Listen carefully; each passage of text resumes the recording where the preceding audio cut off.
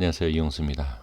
이 시간에 현대차 좀 보도록 하겠습니다. 최근의 모습과 그 다음에 얼마 전에 지금 4월 달이죠. 4월 20일 날 자, 한번 수급을 좀 잠깐 보겠습니다. 3월 중반, 뭐 초, 요번에 급락이 나오면서 개인들이 엄청나게 매수를 했죠. 그래서 3월 중순, 자, 여기 물론 계속 매수를 엄청나게 했죠. 자, 3월과 그 다음에 4월 말이네요. 중수부터 해서 이렇게 말. 그리고 이제 요번에 3일 전에 상승이 좀 나왔을 때 그때 조금 또 많이 이렇게 매도를 하고 이것을 여기죠, 여기. 네. 매도하고 기관과 외인 이렇게 받아주는 모습을 볼 수가 있습니다. 자, 한번 위치를 좀 볼 필요가 좀 있을 것 같습니다. 개인들이 이렇게 여기서부터입니다. 이런 식으로 상당히 매수를 많이 했고요.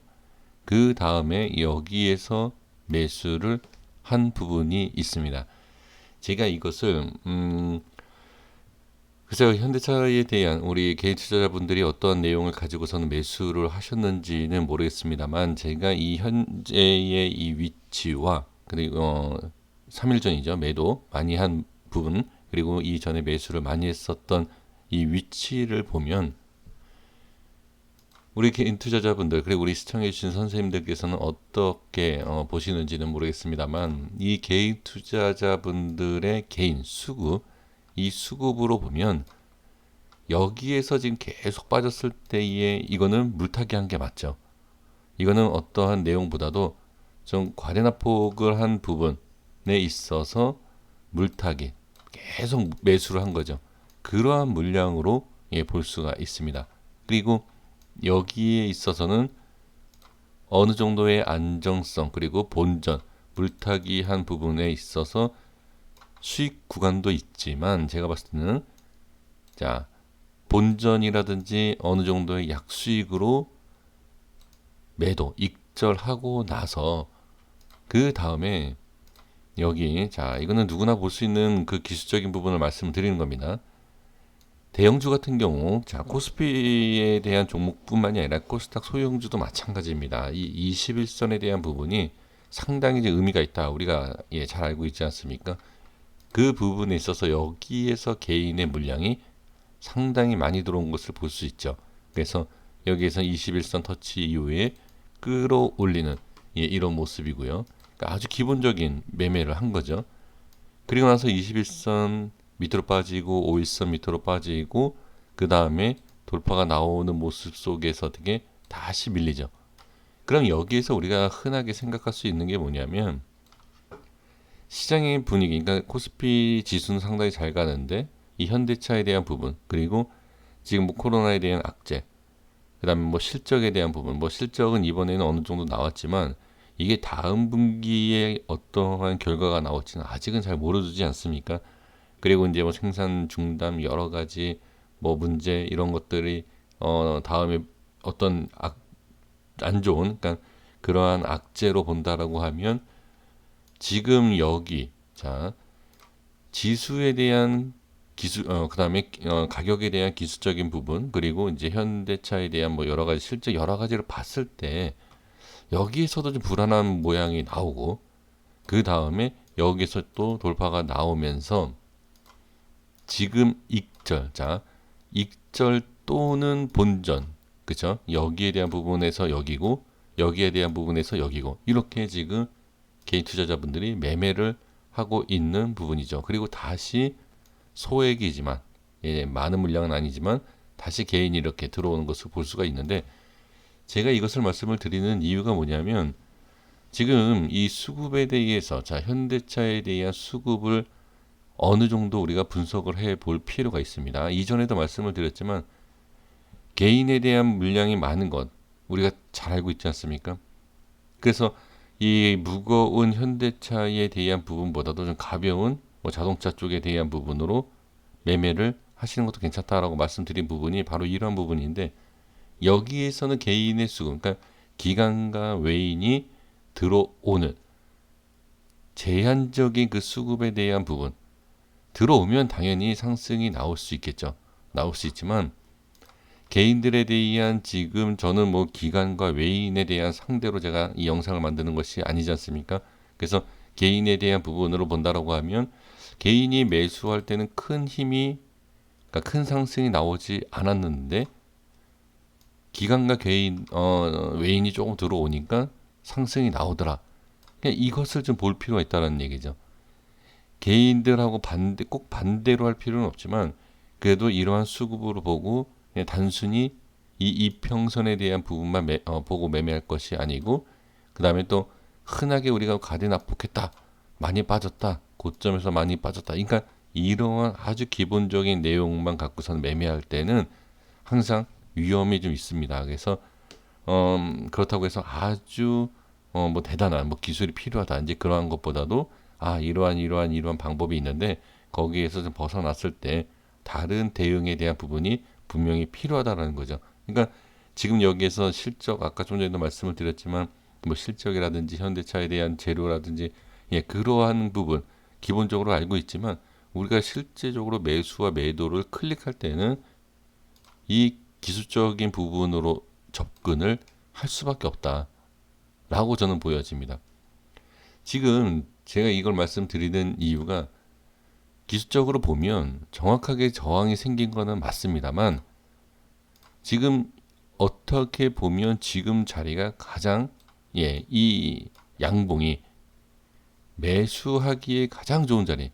그러니까 저항이 바로 위에 있긴 하지만 여기를 돌파를 하느냐 못하느냐 그리고 지금도 마찬가지예요. 여기도 이 자리를 지킬 수 있느냐. 그러니까 이평선이 아닙니다. 이동평균선을 말씀을 드리는 것이 아니고 저항과 지지가 가장 명확하게 나타나고 있는 지금 시점이라는 거죠. 확실하게 구분을 해주셔야 됩니다. 기술적으로 갈 거냐 아니면 이 기업에 대한 현대차로 가서 현대차에 대한 내용을 가지고서 매수를 할 거냐 그리고 매매를 할 거냐 이것을 확실하게 구분을 하셔야 된다.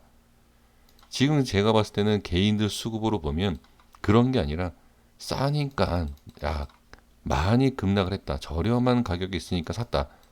그리고 올라가는 것 같은데 못 올라가네 라는 분위기 때문에 매도. 또 다시 이러한 약간 좀 뭔가 부족한 그런 내용을 가지고서는 매매를 할 것이 아니라 확실하게 기준을 잡아서 매매를 해주시는 것이 좋다라는 겁니다. 이 수급을 보면 이 수급 때문에 뭐 이렇다 저렇다라고 얘기할 수 있는 부분은 분명히 아니에요. 그건 아니지만 분명히 지금 개인 투자자분들의 매매 방법에 있어서는 저는 좀 약간 혼돈이 좀 있는 그러한 부분이 보여지는 겁니다.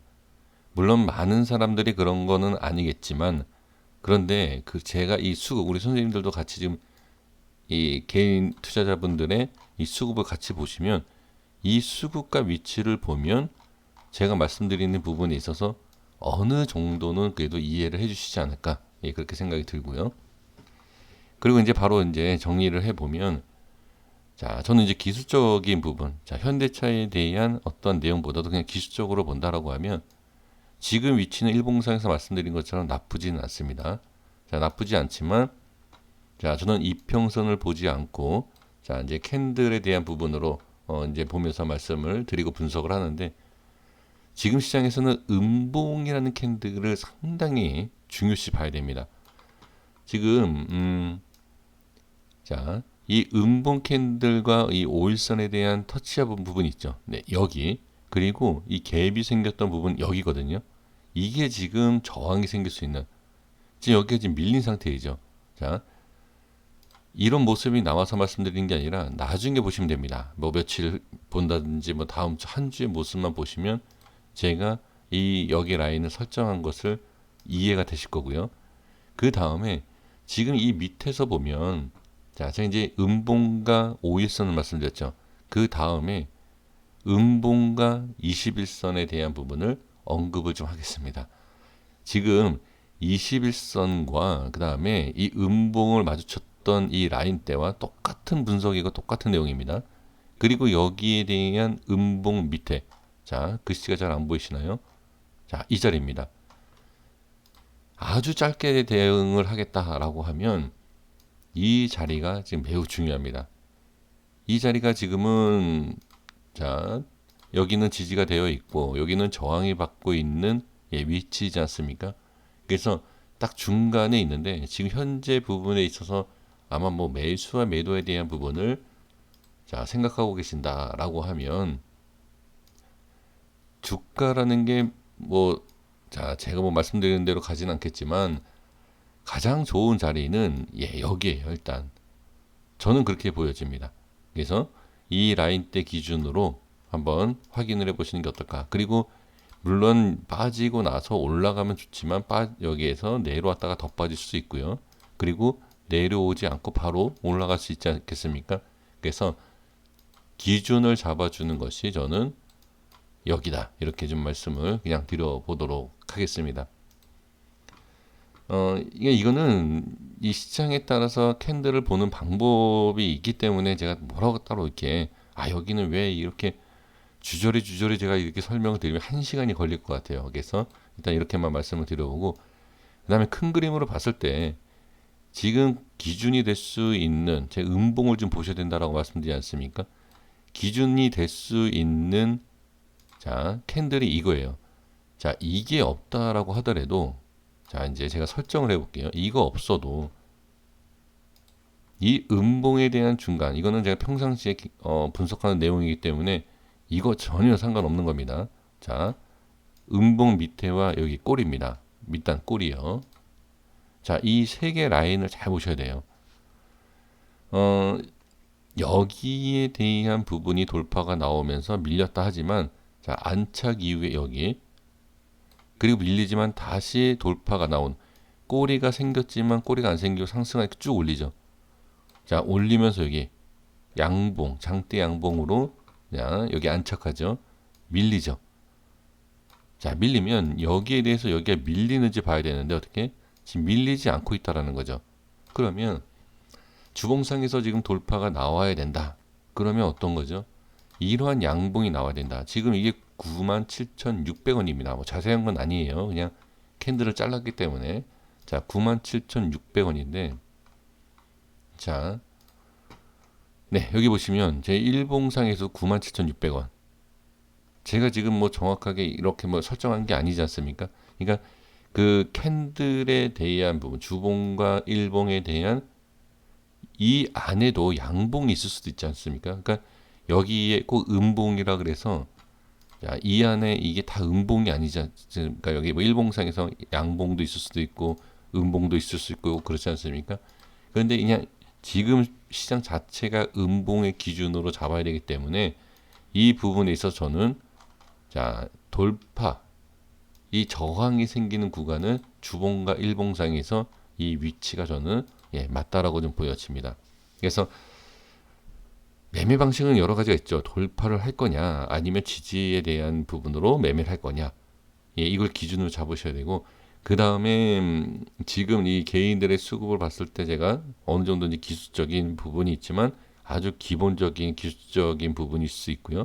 그렇지 않다 하더라도 지금 만약에 현대차에 대한 부분으로 본다라고 하면 기술적이 많이 들어가지 않는 그런 분석으로 매매를 하신다라고 하면, 기술적인 부분이 많이 들어가지 않습니까? 그럼 일봉에서 일봉 차트에서 분석하는 게 맞지만 그래도 나는 현대차에 대해서 상당히 긍정적이다. 부정적이면 쳐다보지도 않겠죠.